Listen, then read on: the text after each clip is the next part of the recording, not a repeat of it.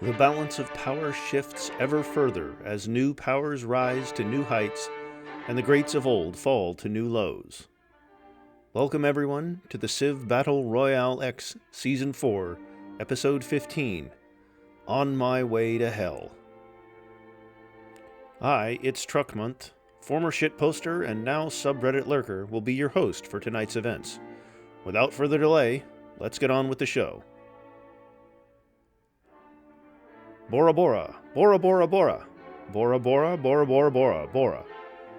Our OC submission comes from Orange Chrissy.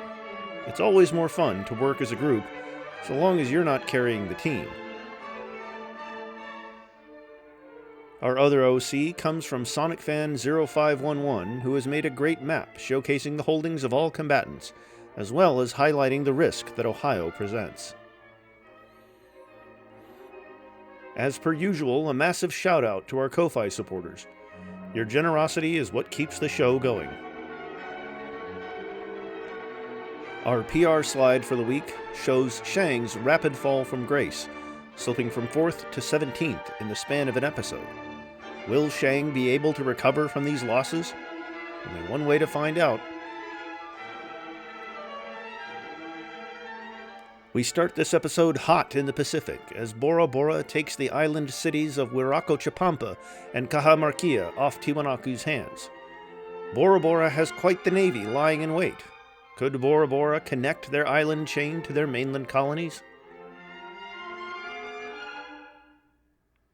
A shot of the Khoshutz shows a dense field of units with not many options. Their geography makes any campaign against the Dzungars, minus Lhasa for obvious reasons, Shang or Dai Viet a meat grinder, and Siam has quite the tech advantage. Perhaps joining the Afsharids and carving up Harappa would be the play here. They also end a nothing-burger war with Bukhara. Eswatini decides to switch their government to a monarchy, hoping that some new managerial practice can turn this war around. I don't know how that's going to salvage any attempt to take back Nlagano from Ndongo, but hey, let them cook. Maybe they won't give up Malkerns in a peace deal. Again. Mogadishu and Kanem Bornu make peace, though not that it matters, given they have a whole Sabah to Emet between them. Latvia takes Kizilorda from the Kazakhs, and by those embarked units, it seems they're targeting Oral next. That said, Kazan could halt any further advance by the Latvians as they pile units on Oskaman's borders. The Kazakh looting race is now in full swing. A calm reprieve just north of the absolute tomfuckery going on in South America shows the cores of both the Taino and Mexico's Caribbean holdings. Speaking of said absolute tomfuckery, here's Tiwanaku getting jumped by essentially all of their neighbors. Ecuador looks to take first blood on land as they pour horsemen onto Lukurmata. I expect this to be an absolute bloodbath. Meanwhile, the New Holland front is at a complete standstill. Auguste Rodin brings his artistic talents to New Holland, hoping to create pieces filled with intricate details and deep meanings. If only one of those hidden messages was, "Hey guys, we should probably put some effort into the Tiwanaku War, don't y'all think?" Herat falls back to the Kazakhs, though I expect it to flip multiple times. Looking to its north, we get a sneak peek into the absolute hell the Kazakhs are going to have to endure, given the carpets of Selkuk, Dzungar, and Kazan units ready to flood into Kazakh lands. May the sub have mercy on Nur Sultan. Tangiers falls to Sierra Leone, but with one horseman adjacent and 2 archers nearby, there is a shot that the Alawites could retake it. However, as units surround the city of Marrakesh, the momentum is shifting ever more in Peter's direction. In one of the boldest and dumbest settles that I have ever seen, Dai Viet settles Tai Nguyen in Palawan. Unfortunately, Tran Than Tong must have the memory of a goldfish, as he completely forgets he is at war with Singapore, who immediately brings the city to half health. An absolute masterclass in settlement planning by Dai Viet. Roman and Kanem troops race to see who can take Cairo first, as the last Mamluk troops attempt to fight off the invasion. The whistle of death grows ever louder for Shajar al-Dur.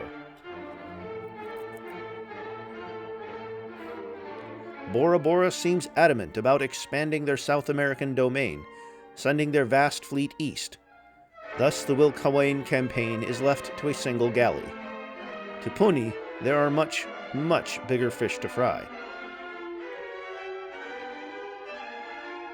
Dai Viet finished construction on the Himeji Castle, which provides plus 15% combat strength for units in friendly territory.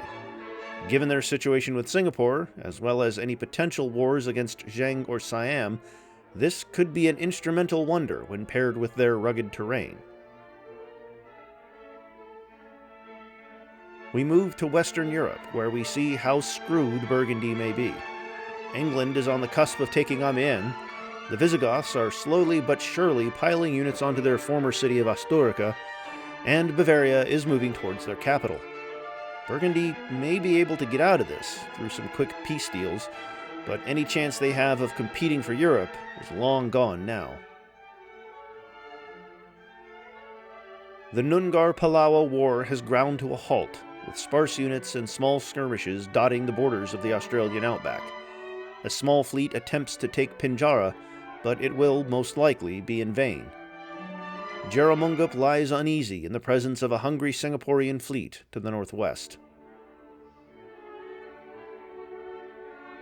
The Carmatians slowly move their troops to attack Tamna, but the treacherous terrain and ranged units on the opposing end of the Red Sea makes things difficult for the invaders. All the while, Sabah Emmet is sending a settler over the Red Sea into the front lines. Are they pulling from the Dai Viet playbook of frontline settling? Speaking of settling, Palawa takes the time to finish colonizing New Zealand, setting up the new cities of Patinamana in the north and Maintranga in the south. Not like much is happening in the Nungar War anyway.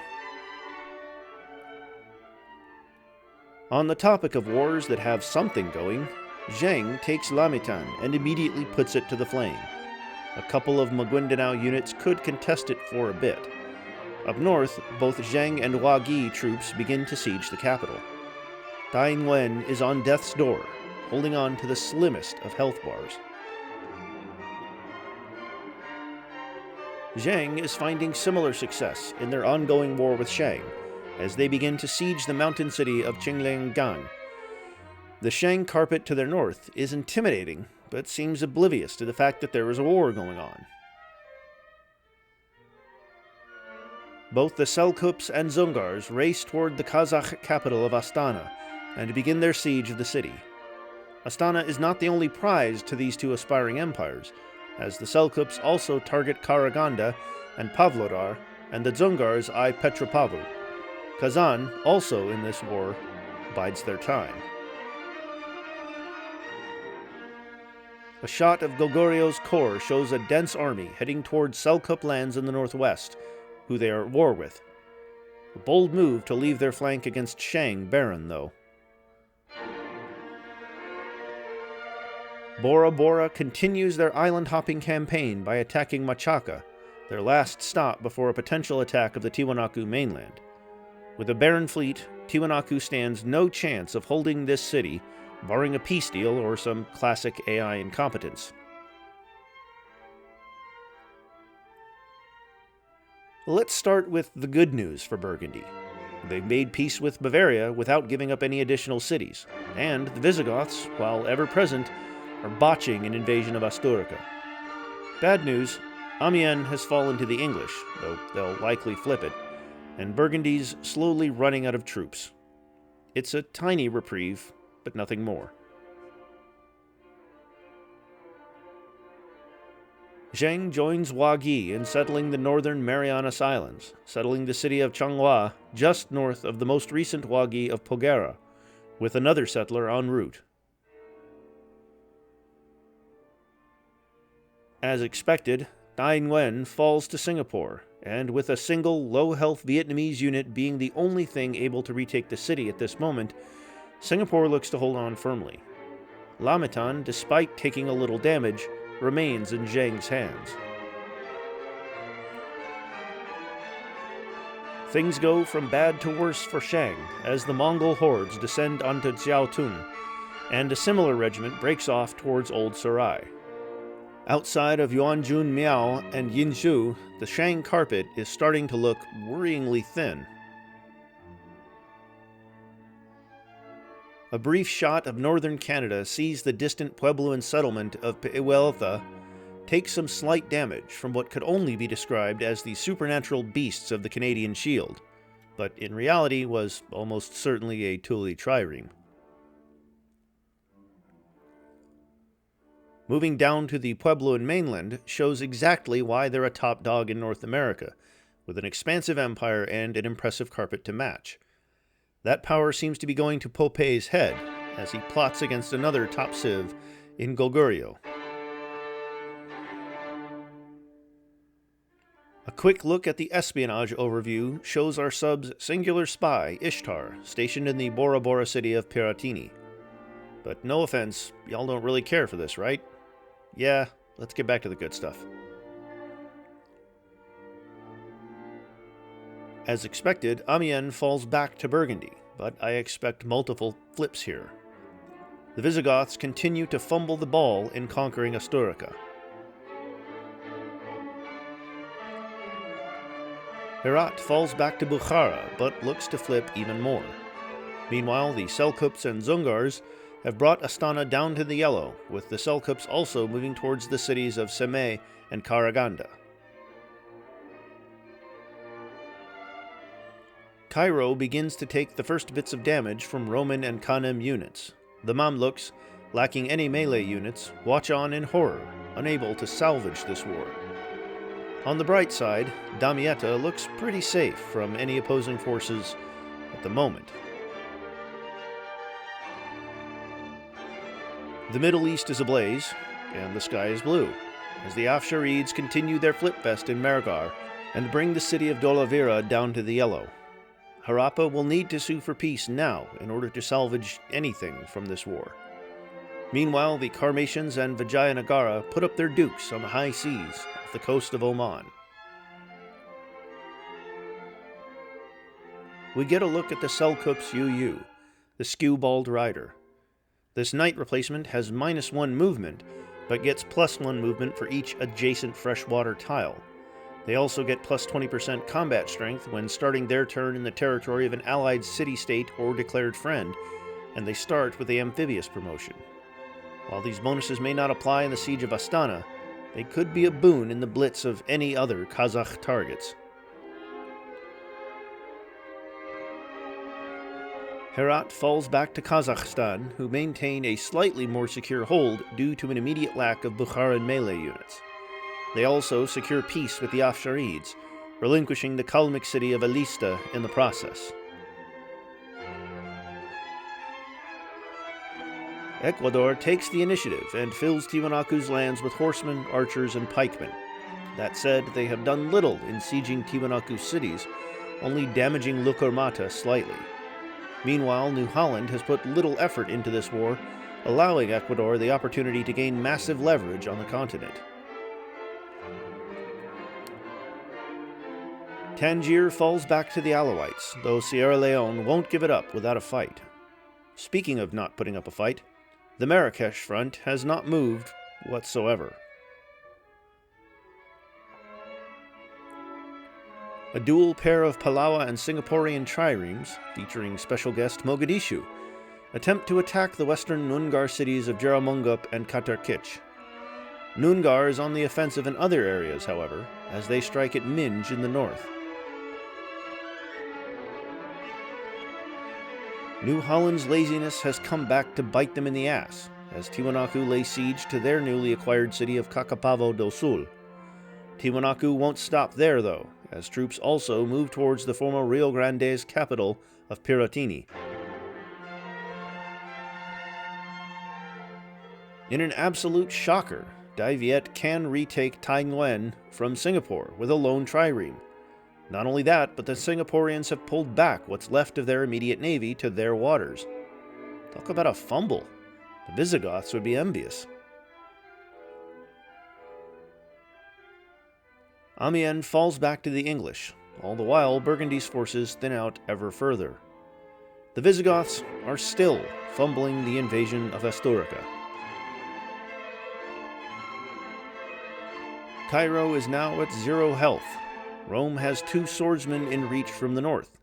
Canem has a swordsman and horseman in reach from the south. It all comes down to turn order. The Mongols surround Jiaotun and bring it down to the red, and have brought more units to attack Old Sarai. The Shang carpet has thinned out, its forces strung thin between 2 opposing fronts. And to the turn advantage go the spoils, as Rome takes Cairo. With no Mamluk units to contest it, they now maintain a solid holding in North Africa. The last Mamluk city is now directly threatened by some understandably furious Kanem troops. The Pharaohs-Seneca war continues as the former brings an army down upon Kaya Sutoke, with another regiment focusing on retaking the city of Sandur. A majority of Seneca's forces remain to guard Ganandagan. The Afsharids comfortably take Dolavira and push towards the crown gem of the Harappan capital of Harappa. Bergar looks poised to flip again to the Afsharids. The Romans, satisfied with their gains, make peace with the rumped Mamluks, who are left in a relevant city-state on the coast of the Red Sea. Kanem Bornu's troops seem to lack any interest in finishing them off. There truly are fates far worse than death.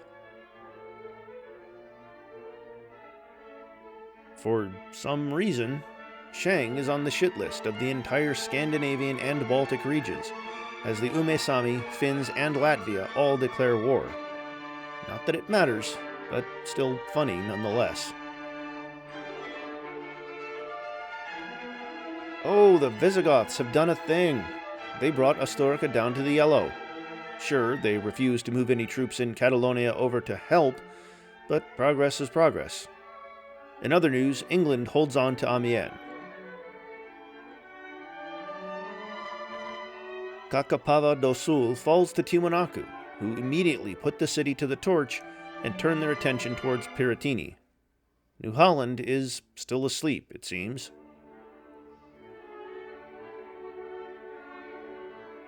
Bear witness to the final days of Maguindanao, as the capital falls to Zheng, and Lamitan is firmly in the latter's grasp. Tabok, guarded by the last vestiges of the Maguindanao military, remains their final holdout. Zhang continues to have everything go their way, as they bring Qingliangang to the red, all the while Shang's military is asleep at the wheel. Given the dense carpet around Anyang and rough terrain surrounding Jijiao, this will most likely be their only gain in this war. Bora Bora takes Machaca and burns it down, though the lone Tiwanaku Carrack adjacent could briefly take back the city. A brief setback for what will inevitably be the Bora Bora invasion of Olmo. Perhaps Asturica's resistance may not be owed to the incompetence of the Visigoths, but rather the tactical genius of the Burgundian great general Josip Broz Tito. Considering the Visigoths' sheer number advantage, it's definitely their incompetence. Kazan comes to remind us that they are, in fact, involved in the Fuck Kazakhstan coalition, as they take Oskamen in the Arctic. A double-headed insult, as it blocks any progress Latvia could make in this war, as they settle with bringing Oral to its knees. Jiaotun falls, as Shang remains asleep at the wheel. The carpets around the now frontline cities of Banpo and Yuanjunmiao look concerningly thin.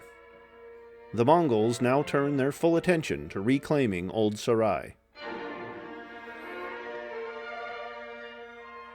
Seems that the new government in Eswatini is doing wonders, as they make peace with Ndongo without giving up a city this time. Things are looking up for Eswatini. They're still screwed, but give them something at least.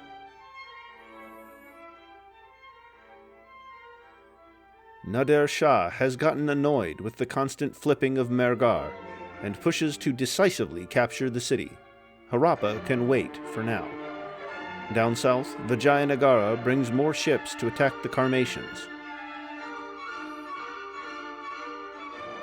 Herat flips back to the Kazakhs again, which means that things are surely looking up for them. Well, as long as you ignore Astana on its last legs, Selkup units approaching Karaganda, Petropavl being attacked by the Dzungars, Kazan waking up, and Bukhara more than likely taking back Herat come their turn. Shang, what could be worse than a two-front war? Iko Iki and Goguryeo. Oh, we know! Declare war. 4 fronts! Nungar can breathe a bit easier as they make peace with both Wagi and Singapore, leaving them to only face Palawa in the Great Australian Meat Grinder. Up north, Tabak remains unscathed for now. Peace also comes to the Red Sea, as the Karmatians and Sabat Emet make peace, with no land exchanged. Had the Karmatians put more effort in, the Arabian Peninsula would be far more green. Xinjiang falls to Zheng, though the war will most likely fizzle out here, bar Shang actually waking up with that massive carpet. Also, I won't lie, I completely forgot that the Khoshuts were at war with Shang, as they besieged the mountainous city of Dawenko. We get a shot of the Pharaoh's core, filled with a litany of Carracks, Galliasses, and Grindadraps. Despite their humble beginnings as an island civ, they've grown into arguably the cylinder's most dominant civ. Herat falls to Bukhara's hands again. This time, though, the Kazakhs are lacking melee units, meaning Bukhara may have solidified their rule here. Overall, things are going from bad to worse for the Kazakhs, as Petropavl falls to the red and Selkup units begin attacking Karaganda. Honestly, Ecuador may take the title of biggest fumbler from the Visigoths because, good lord, they have done nothing with their military dominance in the Amazon.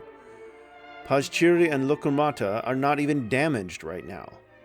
Meanwhile, Bora Bora holds on to Machaca and moves towards South America. Mergar remains Harappan, much to Nader Shah's annoyance, and Vijayanagara continues to trade blows with the Karmatians. Nothing much else to say here. Latvia's conquest of Oral marks the end of their horse in the Kazakh race. Kazakhstan's downfall continues as Kazan moves troops towards the Arctic settlement of Kostanay, and Selkup units begin sieging Pavlodar. Petropavl falls to the Dzungars, and Taraz falls to the Yellow. It all comes tumbling down, tumbling down, tumbling down.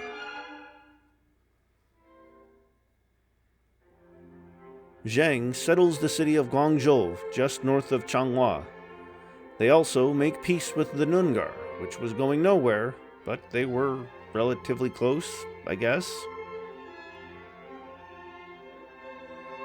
Astana finally falls to the Selkups, who hold on to the city comfortably. Meanwhile, Karaganda falls to the Yellow, and more Selkup troops approach Pavlodar. The Goguryeo front is taking a while to wake up, as a majority of their units remain in the northwest. Shang looks like they've actually woken up, to some degree, and begin to move troops to retake Jiaotun. Speaking of sleepy civs, Here's the Tehuelche, who remain silent in a stark contrast to the chaos of the rest of South America. They do have an impressive carpet, and could have a chance of taking Patio off Bora Bora given some modernization. Well, assuming they ever wake up. Another look at the espionage overview shows Ishtar moving to the Finn city of Kirmukarmun. Nothing else to say here. While Kaya Sutoke looks to have recovered, Sandur has fallen deep into the red and looks to fall at the next movement of Faroese troops, as more and more continue to trickle down from northern Quebec. Mergar flips again to Harappa. Same shit, different turn. Vijayanagara, however, has now pushed the naval front all the way to the Carmatian city of Sutkagandur and pose an overwhelming naval advantage. While the Kazakhs are able to recapture Petropavl, they lose the city of Taraz to Kazan. Troops of all combatants close in on the wounded Kazakhs, whose army continues to wither away. Xiaotun falls back to Shang, but their forces on this front look terribly thin, as the Mongols look to retake both Xiaotun and Old Sarai. In even worse news for Shang, the Goguryeo cavalry has made its way to the front lines. Siam completes construction of the Sistine Chapel in Phra Nakhon. This wonder provides plus 25% culture in all cities, and provides 2 great works of art slots. Not the most useful wonder in expanding outside of Southeast Asia. Tangier flips back to Sierra Leone, who look to securely hold it for now. Their navy now pushes to take the coastal city of Rabat, and their northern military edges ever closer to Marrakesh. Things are slowly getting more interesting in the Tiwanaku coalition, as Ecuador begins sieging Ojo and Locomata, while abandoning Pajchiri. Brilliant move. New Holland has also decided to actually put some effort into this war, and Bora Bora now has a concentrated force moving on Omo. Things are beginning to look dire for Tiwanaku.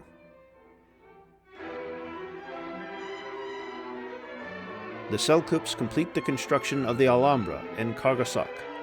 This wonder grants each new non-air unit the Drill 1 promotion, builds a castle in the city, and provides plus 20% culture in the city.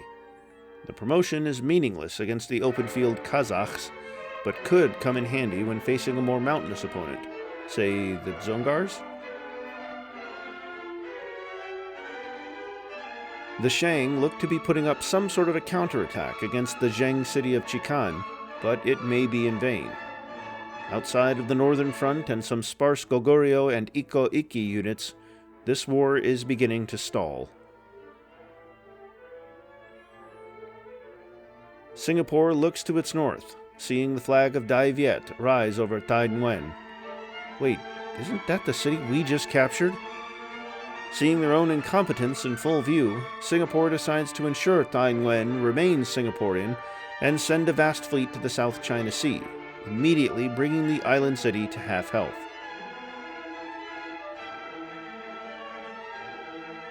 The going is slow in the Tibetan plateau as the Kossuths chip away at Damankou. Meanwhile, Zhang senses the opportunity and sends units to attack a sparsely defended Zizihao. The Visigoths finally decide to move their units in Catalonia to the front lines, as they slowly begin to encircle Asturica. All the while, the Burgundian forces continue to wither away. In the meantime, they make peace with Pontus and Royal Hungary, 2 non-players in this war. Sandur predictably falls to the Faroes, but a Seneca horseman nearby could come in for a quick flip. Meanwhile, the vast majority of Faroese forces in the region are quickly descending onto Kayatsutoke. Nader Shah is so fed up with the Mergar Flipfest that he pieces out immediately after taking the city, even if it means losing any immediate ability to take Harappa. given the relative weakness of Harappa's neighbors, Nader Shah can always come back for round 2.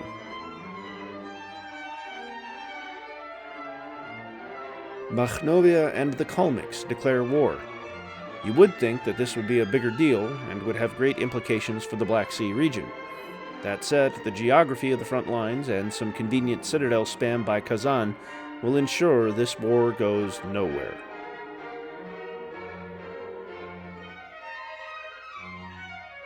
Gerard Phillips, co-founder of the Phillips Corporation, decides to bring his talents to the sands of Mogadishu. He probably won't be able to help them in the inevitable conflict with Sabah Emmet, but any money is good money to Mogadishu. Speaking of war, they are currently fighting one against the Karmatians, though that's been limited to naval skirmishes off Safwan.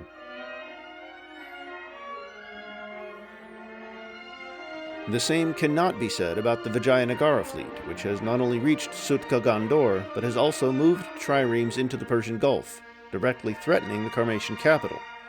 It will be a tough test, but one that will pay respectable dividends.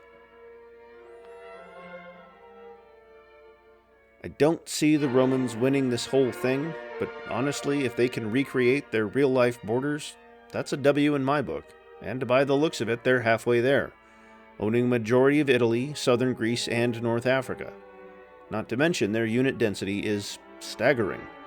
Anyone bar maybe Pontus is fair game in the Mediterranean. Karaganda falls to the Seljuks, and in doing so they've isolated and reserved conquering rights for both Semey and Pavlodar. Meanwhile, everyone's come to town in Almaty for the Fuck Kazakhstan as Seljuk, Dzungar, Kazan, and Bukharan troops begin attacking the city. If I told you at the start of this war that Bora Bora would be the most impactful contributor to this coalition, I would have been called insane. Ecuador has a massive military presence and 2 undefended Tiwanaku cities in the open, and has made the Visigoths jealous in terms of bag fumbling. New Holland's one notable act this whole war was losing Takapava do Sul. Meanwhile, Bora Bora has cleaned shop with Tiwanaku's Pacific holdings and is now approaching the mainland. They're honestly a contender for the best Pacific Island civ in CBR history if they go any further. On the other side of the continent, Tiwanaku moves to take Piratini, but what's this? Bora Bora has brought Kakapava del Sul to the red with galleasses and has a swordsman in striking range. They have the opportunity to do the funniest thing here. Meanwhile, New Holland has heard me talking shit and decided to wake up, moving units to surround Huancane. The clock is ticking for Maguindanao as Wagi and Zheng's forces begin to besiege their final stronghold of Tabak. A lone spearman stands at the gates, that last force standing between Maguindanao and an exit from the CBR. Seems we have a tight race for who will die next, as New Holland looks to finish the job and attacks Rio Grande's last holdouts in Guaria and Valle. I'm willing to wage $20 on Gonsalves winning the race to the pearly gates.